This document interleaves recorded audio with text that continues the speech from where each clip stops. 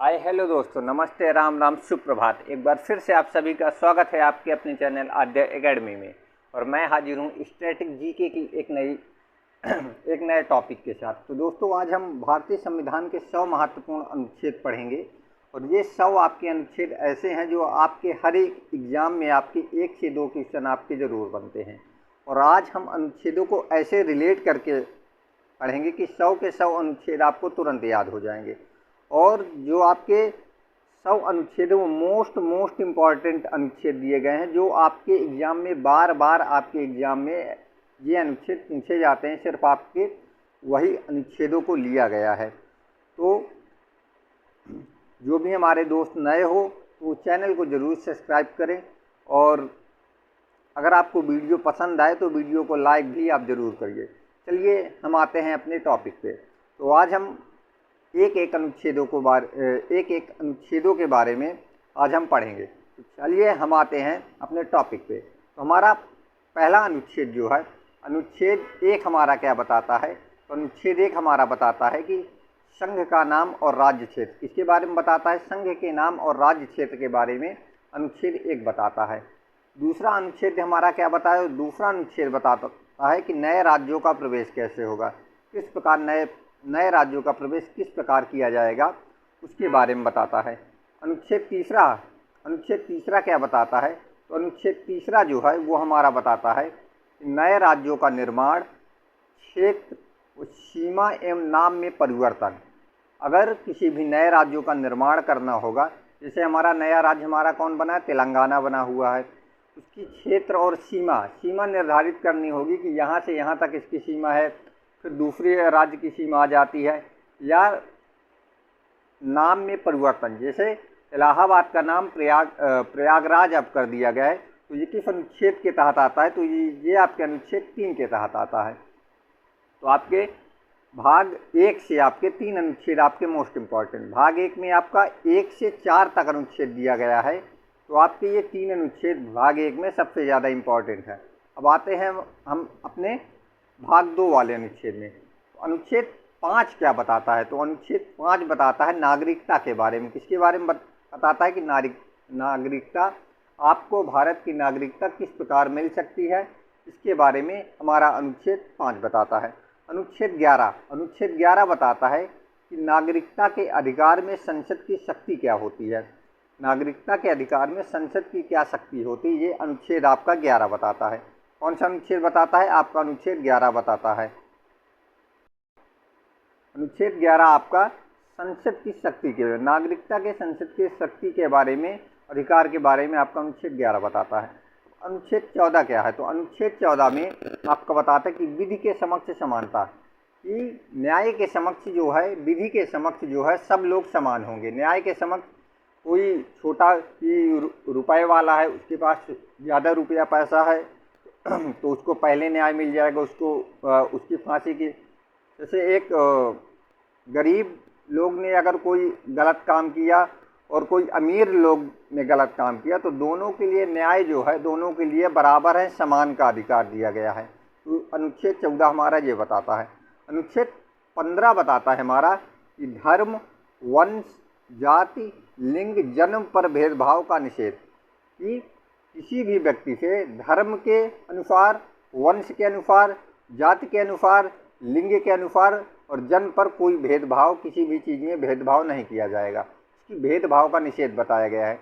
ये नहीं कि भाई तुम हिंदू हो, तुम मुस्लिम हो, तुम सिख हो, तुम ईसाई हो, तुम किस वंश से आते हो, तुम किस जाति से आते हो, उस पर भेदभाव का उल्लंघन हमारा करता है, निषेध करता है, इसको नहीं मानता है। अनुच्छेद 15 में इसमें बताया गया।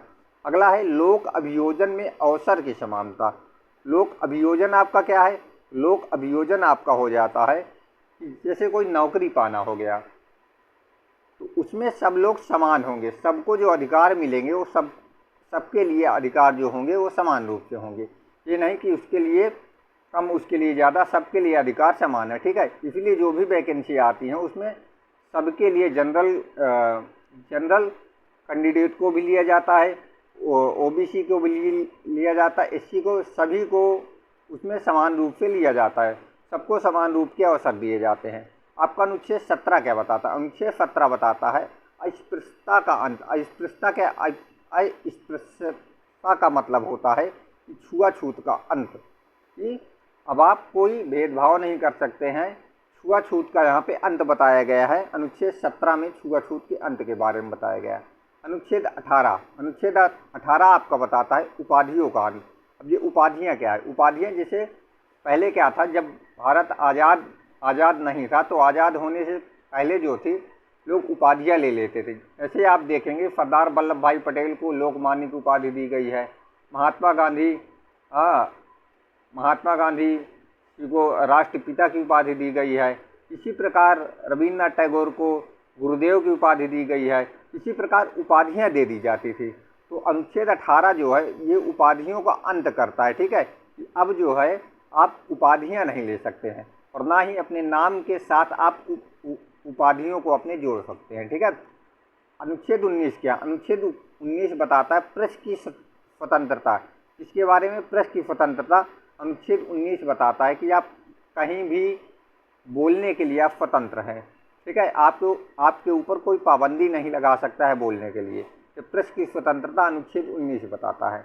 अनुच्छेद 20 में क्या है? अनुच्छेद 20 में है अपराधों के लिए दोष सिद्ध के संबंध में संरक्षण। अपराधों के लिए दोष सिद्ध के संबंध में संरक्षण जो है अनुच्छेद 20 बताता है कि अगर आपने अपराध नहीं किया है, अगर आपने अपराध किया है और अगर आपने अपराध दोनों कारणों में हम आपको बता देते हैं कि इसमें क्या बताया गया है।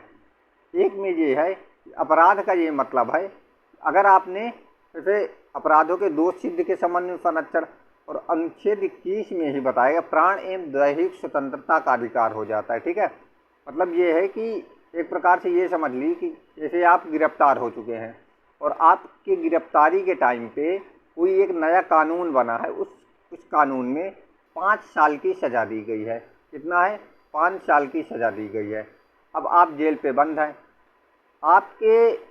आपको जब कैद हुई, जब आप गिरफ्तार हुए या आपको जब सज़ा सुनाई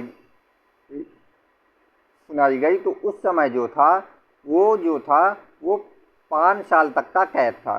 लेकिन 1 साल बाद या कुछ समय बाद एक नया फिर से लॉ बनता है, जिसमें कानून बनता है, जिसमें उस 5 साल के सज़ा को बढ़ा करके 7 साल कर दिया जाता है या आजीवन कर दिया जाता है। तो इसका मतलब ये नहीं रहेगा कि अब आपको आजीवन कारावास हो जाएगा।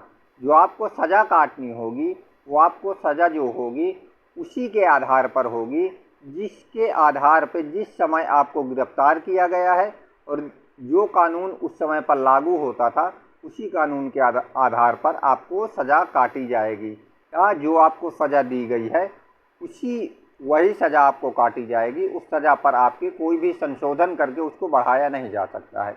ये हो गया। और अगर आपको गलत तरीके से अगर आपको गिरफ्तार कर लिया गया है तो उसके लिए आपको वकील दिया जाएगा। आप वकील कर सकते हैं, आप हाई कोर्ट जा सकते हैं, आप सुप्रीम कोर्ट जा सकते हैं। इन सारे बारों में इन सब के बारे में हमारा अनुच्छेद जो है 20 बताता है। अनुच्छेद 21 जो होता है वो प्राण एवं दैहिक स्वतंत्रता का अधिकार, और अनुच्छेद 22 में गिरफ्तारी और निरोध के संरक्षण। ये आपके जो हैं अनुच्छेद 20, 21 और 22 इन तीनों के बारे में हमने आपको अच्छे से आपको विस्तार से बता दिया है। अगला क्या है हमारा अनुच्छेद 23। अनुच्छेद 23 में बताया गया है कि मानव दुर्व्यापार बाल आश्रम का निषेध बताया गया है। मानव दुर्व्यापार बाल आश्रम या प्रतिषेध, मतलब जो आप मानव का दुर्व्यापार का मतलब क्या है कि आप मानव की, जैसे पहले क्या होता था कि बंधुआ मजदूर चलता था। क्या चलता था? गांव में आप देखे होंगे कि जो ज़मींदार होते थे जिनके पास ज़्यादा पैसा होता था वो पहले क्या देते थे? कर्ज देते थे गरीबों को, और जब वो कर्ज नहीं चुका पाते थे तो वो उनको अपने घर पर बंधुआ मजदूर रखते थे कि इतने साल तक के लिए तुम हमारे घर पे काम करोगे। इन बंधुआ मजदूर का जो है निषेध करता है अनुच्छेद आपका क्या 23। यही दिया गया है कि मानव दुर्व्यापार बाल आश्रम पर प्रतिषेध अनुच्छेद 23 बताता है। अनुच्छेद 24 क्या है? अनुच्छेद 24 है कि बाल श्रम पर निषेध। आप छोटे बच्चों को कारखाने के अंदर आप काम नहीं करवा सकते हैं, आप दुकान में जो है छोटे बच्चों को काम नहीं करवा सकते हैं, इसके बारे में अनुच्छेद 24 बताता है। अनुच्छेद 25 क्या है? अनुच्छेद 25 हमारा बताता है कि धर्म को निर्बाध रूप से मान्य और प्रचार करने की स्वतंत्रता, कि आप किसी भी धर्म के हैं, आपको प्रचार करने की स्वतंत्रता है। ये स्वतंत्रता हमको अनुच्छेद 25 देता है। अनुच्छेद 26 क्या है? अनुच्छेद 26 में बताया गया है कि धार्मिक कार्यों के प्रबंध की स्वतंत्रता, इसकी अनुच्छेद 26 में है धार्मिक कार्यों के प्रबंध की स्वतंत्रता अनुच्छेद 26। अनुच्छेद 27 में क्या है? अनुच्छेद 27 में है किसी धर्म विशेष से कर ना लिया जाए, कोई भी धर्म है उससे कर नहीं लिया जाए, ये अनुच्छेद हमारा 27 बताता है। अनुच्छेद 28 में क्या है? अनुच्छेद 28 में है धर्म विशेष की शिक्षा ना देना, इसकी धर्म विशेष की शिक्षा ना देना, किसी भी धर्म विशेष की, जो सरकारी स्कूल हैं इन सरकारी स्कूलों पे किसी भी धर्म विशेष की शिक्षा नहीं दी जाएगी। धर्म की शिक्षा कोई स्पेशल स्कूल जैसे खोला गया है, जैसे हमारे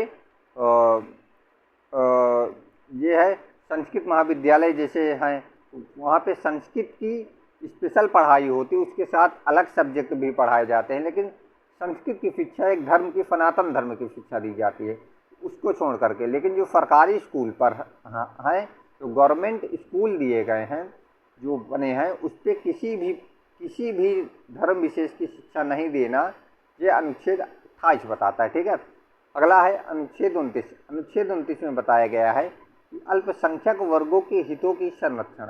क्या है अनुच्छेद 29 में? अल्पसंख्यक वर्गों के हितों का संरक्षण। अल्पसंख्यक मतलब क्या होते हैं? जो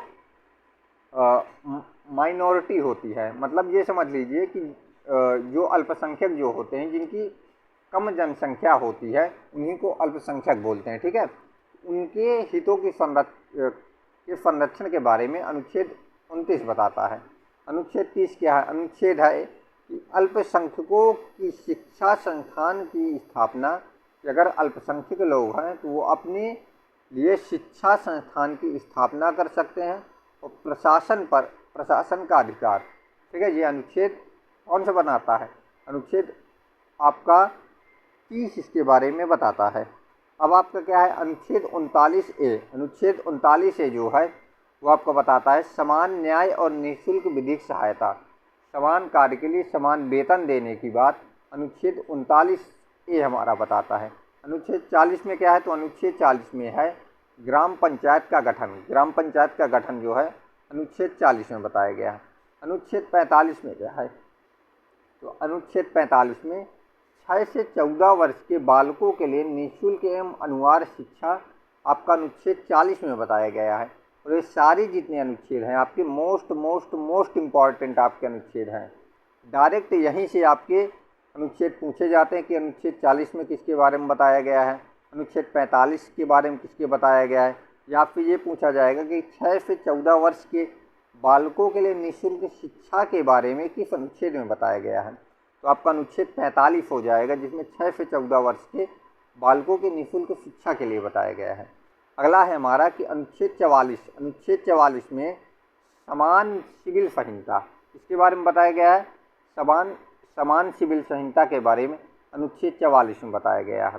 अनुच्छेद 48 में क्या है? तो अनुच्छेद 48 में कृषि और पशुपालन, गोवंशी पशु की हत्या का निषेध जो बताया गया कि आप कृषि करिए और पशु पालिए, और जो लोग पशुओं का हत्या करते हैं उसके बारे में निषेध बताया गया है। ठीक है, कि आप उनकी हत्या करना जो है वो क्या हो जाएगा? लॉ के खिलाफ हो जाएगा। ठीक है, इसके लिए आपको सज़ा होगी। ठीक है, ये हमारा अनुच्छेद 48 बताता है। 48A में क्या बताया गया है? 48A में बताया गया है पर्यावरण और वन्य जीवों का संरक्षण। तो पर्यावरण और वन्य जीवों का संरक्षण जो है वो 48A में बताया गया है। अगला है हमारा अनुच्छेद 49 में। अनुच्छेद 49 में क्या बताया गया है? तो अनुच्छेद 49 में है राष्ट्रीय स्मारकों स्थानों का संरक्षण। किसके? राष्ट्रीय स्मारकों स्थानों का संरक्षण जो है अनुच्छेद 49 में बताया गया है। अगला है अनुच्छेद 50। अनुच्छेद 50 में बताया गया है कार्यपालिका और न्यायपालिका का पृथक्करण, मतलब कार्यपालिका और न्यायपालिका अलग अलग होंगी, कि अनुच्छेद हमारा 50 बताता है। अनुच्छेद 51 में अंतर्राष्ट्रीय शांति और सुरक्षा की अभिवृद्धि, ठीक है, दिन प्रतिदिन अंतर्राष्ट्रीय शांति और उसकी सूचना की सुरक्षा के बारे में अनुच्छेद 51 बताता है। अनुच्छेद 51A जो है वो हमको मौलिक कर्तव्य के बारे में बताता है। इसके बारे में फंडामेंटल ड्यूटीज के बारे में अनुच्छेद 51A बताता है। और मौलिक कर्तव्य हमारा कहाँ से लिया गया है, तो मौलिक कर्तव्य हमारा USSR मतलब रूस से लिया गया है। किससे लिया गया, रूस से लिया गया है। पहले रूस का नाम जो था USSR था, अब उसका नाम रूस पड़ गया है, ठीक है। तो मौलिक कर्तव्य यहीं से लिए गए हैं। और मौलिक अधिकार कहाँ से लिए गए हैं, आप कमेंट बॉक्स पर जरूर कमेंट करिए कि मौलिक अधिकार कहाँ से लिए गए हैं। अगला हमारा अनुच्छेद हो जाएगा अनुच्छेद 61। अब देखिए, अब यहाँ से जो है आपके अनुच्छेद मोस्ट इम्पॉर्टेंट अनुच्छेद है और आपको रिलेट करके हम आपको याद करवाएंगे किस अनुच्छेद को आप किस प्रकार से रिलेट करके आपको याद करना है, ठीक है। जैसे अनुच्छेद 61 हमारा है, क्या है अनुच्छेद 61, तो अनुच्छेद 61 के बारे में राष्ट्रपति पर महाभियोग लगाया जाएगा, ये अनुच्छेद 61 बताता है। और अनुच्छेद 61 से आप सीधे आ जाइए 161। तो अनुच्छेद 161 क्या बताता है, अनुच्छेद 161 हमारा बताता है राज्यपाल की क्षमादान की शक्ति, 161 बताता है।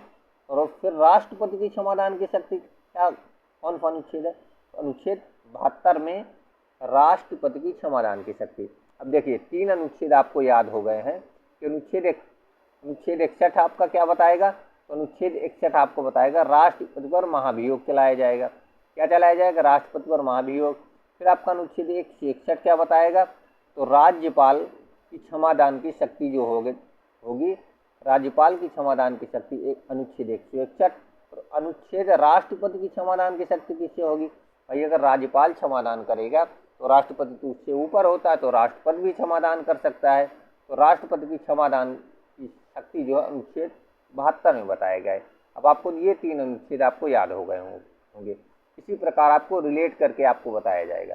अगला है कि भारत का राष्ट्रपति, भारत के राष्ट्रपति के बारे में किस अनुच्छेद में बताया गया है, तो जो हमारे भारत का राष्ट्रपति है वो अनुच्छेद 52 में बताया गया है। किसमें बताया गया है, अनुच्छेद 52 में भारत का राष्ट्रपति होगा।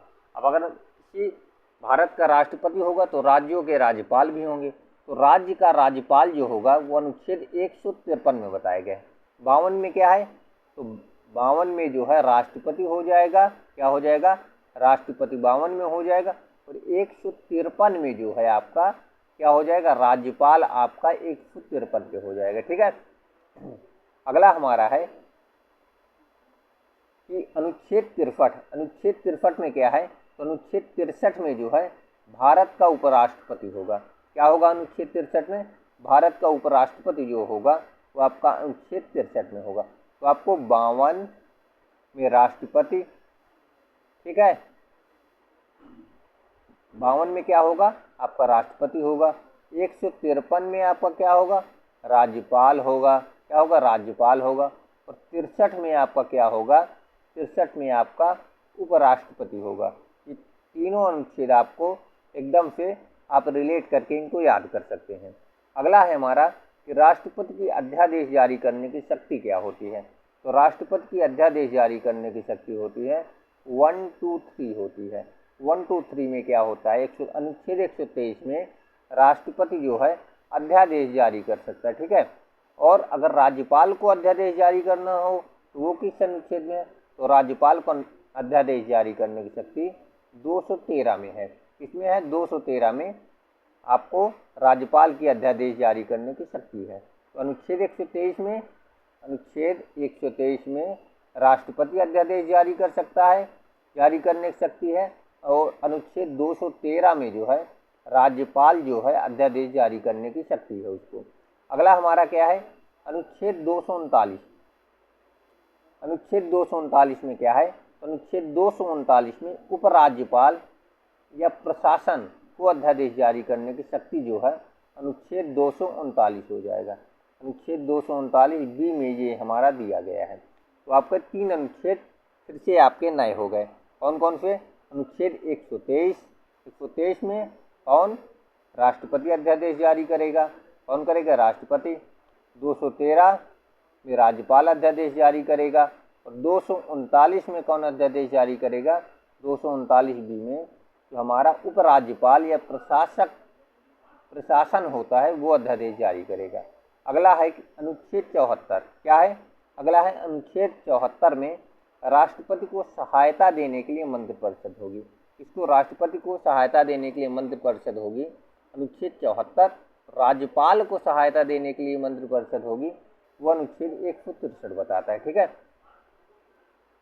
अब आप दोनों से रिलेट करेंगे कि राष्ट्रपति की सहायता के लिए जो मंत्रिपरिषद होगी अनुच्छेद 74 में है। किसमें है? अनुच्छेद 74 में। राज्यपाल को सहायता देने के लिए जो मंत्रिपरिषद है अनुच्छेद 163 में है। किसमें है? 163 में। तो राज्यपाल और राष्ट्रपति ये दोनों हमारे एक साथ ही हमारे चलेंगे। ठीक है, तो आपको ऐसे ही आपको याद करना है। अगला है अब हमारा संसद के बारे में, संसद का गठन। तो आपको 3 जो है अनुच्छेद आपको एक साथ याद करना है। अनुच्छेद 79, अनुच्छेद 80 और फिर अनुच्छेद 81। तो अनुच्छेद 79 में क्या है? संसद है। क्या है? अनुच्छेद 79 में संसद के बारे में बताया गया है। अनुच्छेद 80 में जो है वो बताया गया है राज्यसभा के बारे में।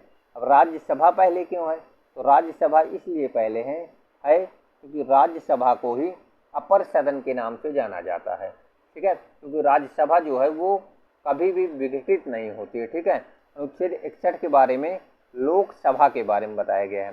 किसके बारे में बताया गया है? लोकसभा के बारे में अनुच्छेद 61 के बारे में बताया गया है। अब अगला अनुच्छेद हमारा है 79। क्या है? 79 जो है संसद का गठन करती है। ठीक है, हमारे देश के लिए क्या होगी? देश के लिए एक संसद होगी। तो अनुच्छेद 79 हमारा बताता है। और राज्यों के लिए विधानमंडल होगी। तो राज्यों के लिए विधानमंडल के बारे में अनुच्छेद 168 बताता है। अनुच्छेद 168 राज्यों के लिए विधानमंडल होगी। और 79 जो है वो देश के लिए संसद के बारे में बताता है। ठीक है, अगला हमारा क्या है? अनुच्छेद 80। अनुच्छेद 80 हमारा बताता है राज्यसभा की संरचना। क्या बताता है? राज्यसभा की संरचना के बारे में अनुच्छेद 80 बताता है। और अनुच्छेद 71 जो है आपका क्या है? अनुच्छेद 71 विधान परिषद। जिस प्रकार देश के लिए राज्यसभा है उसी प्रकार राज्यों के लिए विधान परिषद है। ठीक है, विधान परिषद भी राज्यों के लिए एक अपर सदन के नाम से इसको भी जाना जाता है। ठीक है, अनुच्छेद 171 के बारे में बताया गया है। अनुच्छेद 171 में विधान परिषद की संरचना के बारे में बताया गया है। फिर अब अगला क्या है?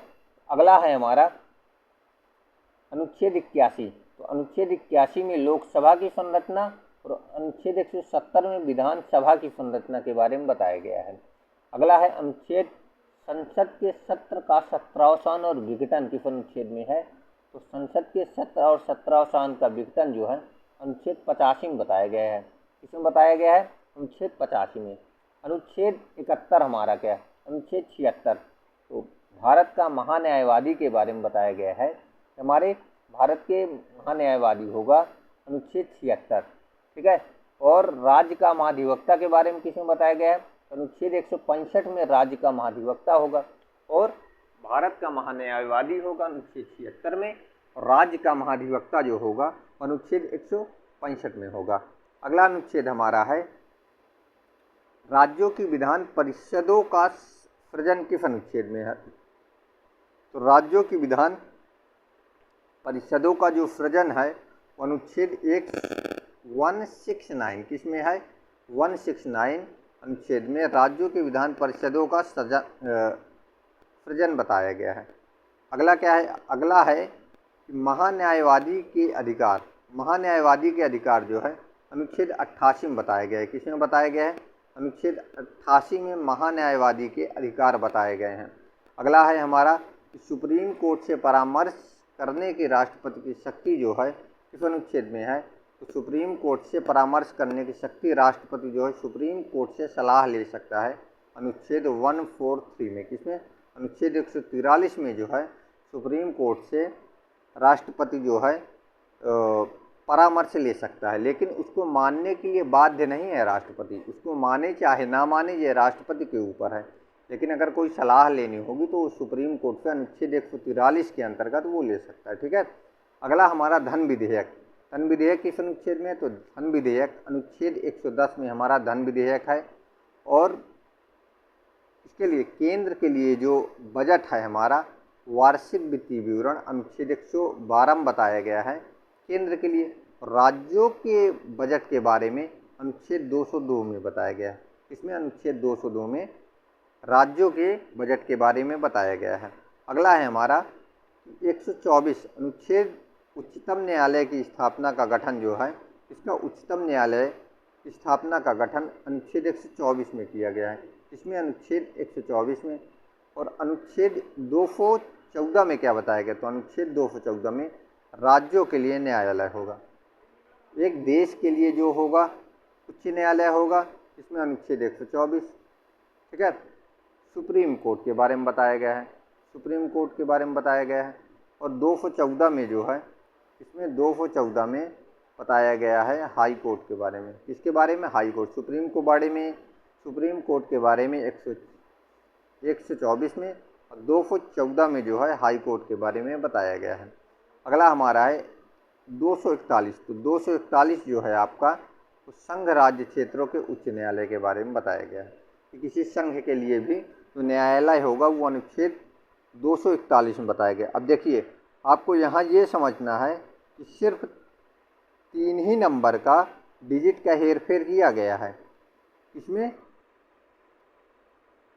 124 कितना कितना दिया गया? 3 नंबर कौन कौन से हैं हमारे? 3 नंबर हैं, 124, 214 और आपका हो जाएगा 241 हो जाएगा। ठीक है। 3 ही डिजिट हैं और तीनों डिजिट का हेर फेर है। तो 124 में जो है 124 आपको सुप्रीम कोर्ट। ठीक है। फिर आप 2 पहले आ जाएगा, 1 इधर आ जाएगा, तो आपका हो जाएगा 214 हो जाएगा। 214 में आपका हाई कोर्ट हो जाएगा 214 में। फिर आपका 2 पहले आ जाएगा और 1 सबसे पीछे जाएगा, तो ये आपका हो जाएगा किसी भी केंद्र शासित प्रदेश के लिए जो है कोर्ट के बारे में कोर्ट होगी, न्यायालय के बारे में बताया गया है 241 में। अब हमारा अगला है 215। 215 हमारा अनुच्छेद 215 उच्च न्यायालय अभिलेख न्यायालय के रूप में काम करेगा। अभिलेख न्यायालय क्या होते हैं? अभिलेख न्यायालय जो होता है कि जो न्याय जो सुनाया जाता है, ठीक है, न्यायालय द्वारा किसी के बारे में कोई न्याय दिया गया, तो उसको आप उदाहरण के रूप में कोई भी न्यायालय या कोई भी व्यक्ति उसको उदाहरण के रूप में उसका प्रयोग कर सकते हैं। ठीक है। वो मान्य आपका रहेगा। ठीक है। जो उसका वर्डिक्ट होगा, जो उस समय पे सुनाया गया होगा, वो वही मान्य रहेगा। ठीक है। अगला हमारा है कि अनुच्छेद 32 क्या है?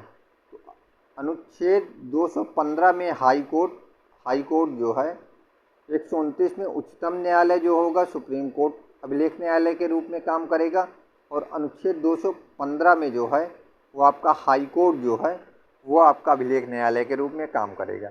अगला हमारा है अनुच्छेद 32 में क्या? तो अनुच्छेद 32 में उच्च न्यायालय की रिट जारी करने की शक्ति जो है अनुच्छेद 32 में है, और सुप्रीम कोर्ट की रिट जारी करने की शक्ति अनुच्छेद 226 में जो है सुप्रीम कोर्ट की रिट जारी करने की शक्ति है।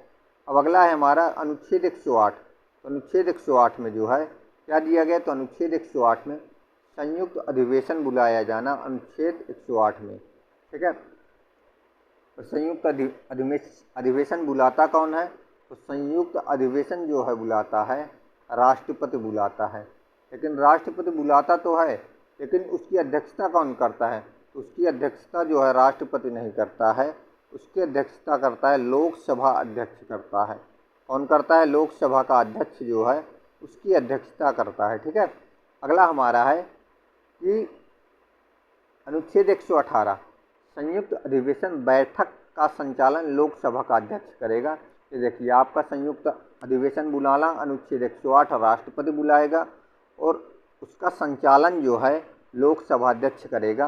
अनुच्छेद 118 में। इसमें अनुच्छेद 118 में उसका संचालन करेगा। अगला है हमारा नदी जल संबंधी विवाद का न्याय निर्णय जो है अनुच्छेद 262 में किया गया है। इसमें अनुच्छेद 262 में नदी जल संबंधी विवाद का न्याय निर्णय किया गया है।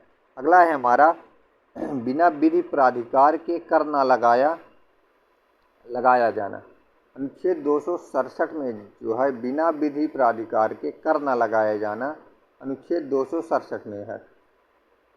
अनुच्छेद 266 में क्या है, 265 में बताया गया है, 67 नहीं है 265 है। इसमें बिना विधि प्राधिकार के कर न लगाया जाना।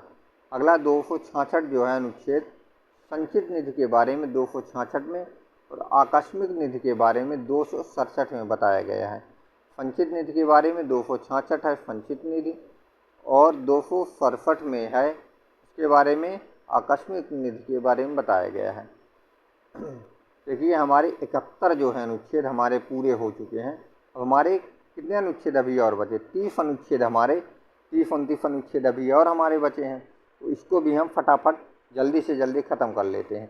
तो आप देख रहे हो कि कितने ज़्यादा आपके मोस्ट इम्पॉर्टेंट आपके अनुच्छेद हैं, आपके यही डायरेक्ट आपके क्वेश्चन में आते भी हैं। बार बार यही आपके हर बार आपके क्वेश्चन यही पूछे जाते हैं। तो अगर आप नए हो हमारे चैनल पर तो हमारे चैनल को जो है सब्सक्राइब ज़रूर करिए। क्या करिए, हमारे चैनल को सब्सक्राइब करिए और अगर वीडियो आपको पसंद आई तो वीडियो को लाइक ज़रूर करके आप जाइए। क्या करके जाइए, लाइक ज़रूर करिए, क्योंकि आपके लाइक से मोटिवेशन मिलता है और हम ऐसी ही वीडियो बनाने के लिए अगली वीडियो ताकि हम दोबारा फिर से आपके लिए ऐसी ही वीडियो आपको प्रोवाइड कर सकें। चलिए आते हैं हम अपने टॉपिक पर। क्या अनुच्छेद उच्चतम न्यायालय द्वारा पुनर्विलोकन, उच्चतम न्यायालय द्वारा पुनर्विलोकन किस अनुच्छेद में है, तो अनुच्छेद 137 में जो है उच्चतम न्यायालय द्वारा पुनर्विलोकन है। भारत का नियंत्रण महालेखा परीक्षक किसमें होगा, तो अनुच्छेद 148 में जो है भारत का नियंत्रण एवं महालेखा परीक्षक होगा अनुच्छेद 148 में। अब वित्त आयोग किस अनुच्छेद में है, तो वित्त आयोग जो है अनुच्छेद 280 में वित्त आयोग के बारे में बताया गया है। किसके बारे में, वित्त आयोग के बारे में अनुच्छेद 280 में बताया गया है। भारत सरकार द्वारा उधार लेना, तो भारत सरकार द्वारा उधार लेना अनुच्छेद 292 में बताया गया है कि अगर भारत सरकार द्वारा आपको उधार लेना है तो आपको क्या आपको फॉलो करना पड़ेगा, ये आपको अनुच्छेद 292 में बताया गया है। अब आपका है अनुच्छेद 243 ए, तो अनुच्छेद 243 ए में ग्राम सभा के बारे में बताया गया है और अनुच्छेद 243 बी के बारे में पंचायतों का गठन और 243 क्यू के बारे में नगर पालिकाओं का गठन के बारे में बताया गया है। अगला है हमारा कि राज्य सूची के विषय में विधि बनाने की संसद की शक्ति जो है, राज्य सूची के विषय में विधि बनाने की संसद की शक्ति जो हो जाएगी अनुच्छेद 249 में बताई गई है।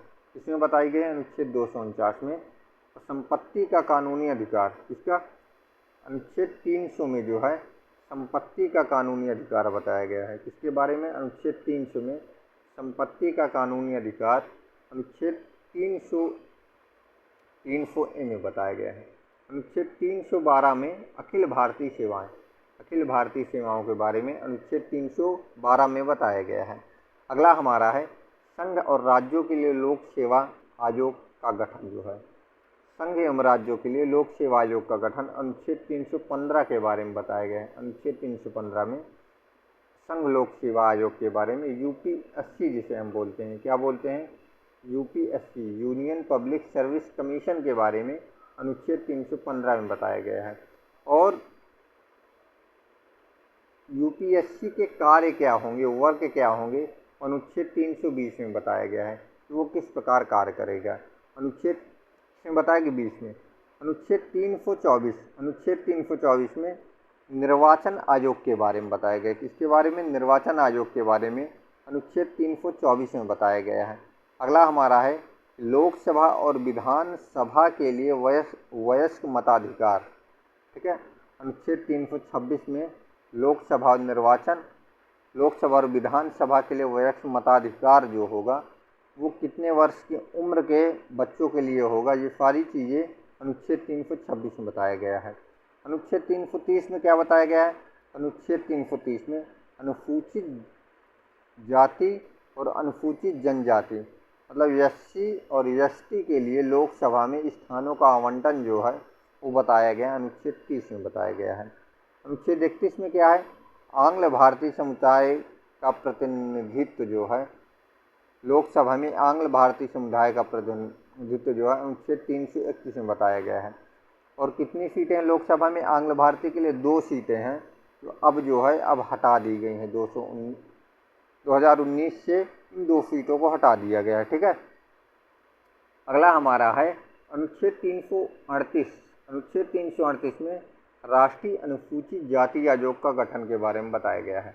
अनुच्छेद 338 में और राष्ट्रीय अनुसूचित जनजाति आयोग के बारे में अनुच्छेद 338A में जो है राष्ट्रीय अनुसूचित जनजाति के बारे में बताया गया है। अनुच्छेद 340 में क्या है? तो अनुच्छेद 340 में है पिछड़ा वर्ग आयोग। क्या है? पिछड़ा वर्ग आयोग के बारे में अनुच्छेद 340 में बताया गया है। अगला है हमारा संघ की राजभाषा। संघ की राजभाषा हिंदी लिपि देवनागरी होगी। क्या होगी? संघ की जो आपकी राजभाषा जो है और उसकी लिपि जो है देवनागरी होगी। राजभाषा आपकी हिंदी होगी और लिपि उसकी देवनागरी होगी। यह अनुच्छेद 343 बताता है। और अनुच्छेद 350 बताता है कि प्राथमिक स्तर पर मातृभाषा में शिक्षा दी जाएगी। किसमें दी जाएगी? जो उसकी मातृभाषा होगी। तेलुगु का है तो उसको अगर तमिलनाडु वगैरह का है तो उसको तेलुगु में दी जाएगी। जहाँ जो भाषा चलती होगी उसी मातृभाषा में उसको जो है शिक्षा दी जाएगी। अनुच्छेद 350 में बताया गया है। और वो शिक्षा किसमें होगी? प्राथमिक स्तर पर। ठीक है, अगला हमारा है हिंदी भाषा के विकास के लिए निर्देश जो दिए गए हैं अनुच्छेद 351 में दिए गए हैं। किसमें दिए गए? 351 में। अगला है राष्ट्रीय आपातकाल। राष्ट्रीय आपातकाल के बारे में अनुच्छेद 352 बताता है। राष्ट्रपति शासन जो है अनुच्छेद 356 लगाता है। और अनुच्छेद 19 का निलंबन जो है अनुच्छेद 19 में क्या है? तो अनुच्छेद 19 में प्रेस की स्वतंत्रता के बारे में बताई गई है। तो अनुच्छेद किस में बताया गया? इसका निलंबन जो हो जाएगा अनुच्छेद 358 में। किस में हो जाएगा? अनुच्छेद 358। 359 में बताया गया है कि सभी मौलिक अधिकार जो हैं आपके निलंबित किए जाएंगे, सिर्फ 2 मौलिक अधिकारों को छोड़ करके। कौन कौन से? अनुच्छेद 20 और अनुच्छेद 21 को छोड़ करके। अब आप अनुच्छेद 21 में तो जीवन जीने का अधिकार है। अनुच्छेद 20 में क्या है? अभी हमने आपको बताया है, ये आपको कमेंट बॉक्स पे आपको बताना है कि अनुच्छेद 20 में हमने आपको क्या बताया है। अगला है हमारा अनुच्छेद 360 वित्तीय आपातकाल के बारे में। अनुच्छेद 360 में बताया गया है। और हमारे भारत में अभी तक कोई भी ऐसी स्थिति नहीं उत्पन्न हुई है जिसमें हमारे देश में वित्तीय आपातकाल लगाया गया हो। और वित्तीय आपातकाल किस अनुच्छेद में आता है? तो अनुच्छेद 360 में आता है। अनुच्छेद 368 में क्या है? अनुच्छेद 368 में संविधान संशोधन करने की संसद की शक्ति जो है। और संविधान संशोधन जो है इसकी प्रक्रिया कहाँ से ली गई थी? संविधान संशोधन की प्रक्रिया जो है साउथ अफ्रीका से ली गई थी। कहाँ से ली गई थी? साउथ अफ्रीका से जो है संविधान संशोधन की प्रक्रिया ली गई थी, जो अनुच्छेद 368 में है। अगला है हमारा अनुच्छेद 370। कितना है अनुच्छेद 370? जम्मू कश्मीर के संबंध में अस्थायी उपबंध के बारे में अनुच्छेद 370 के बारे में बताया गया है। तो दोस्तों ये रहे हमारे सबसे मोस्ट इम्पॉर्टेंट जो है क्वेश्चन आपके अनुच्छेद, जो आपके एग्जाम में बार बार घुमा फिरा के यही आपके अनुच्छेद पूछे जाते हैं। तो आपको इन अनुच्छेदों को 1 से 2 बार आपको वीडियो देखना है और पॉज करके आप इसकी नोट्स बना लीजिए। और अगर आपको इसकी नोट्स चाहिए तो आप हमारे कमेंट ज़रूर कर दीजिए, तो हम आपको नोट्स आपको प्रोवाइड कर देंगे। ठीक है, और अगर आप हमारे चैनल पर नए हों तो चैनल को सब्सक्राइब करके ज़रूर जाइए। मिलते हैं हम आपसे अगली वीडियो में, तब तक के लिए जय हिंद, जय भारत।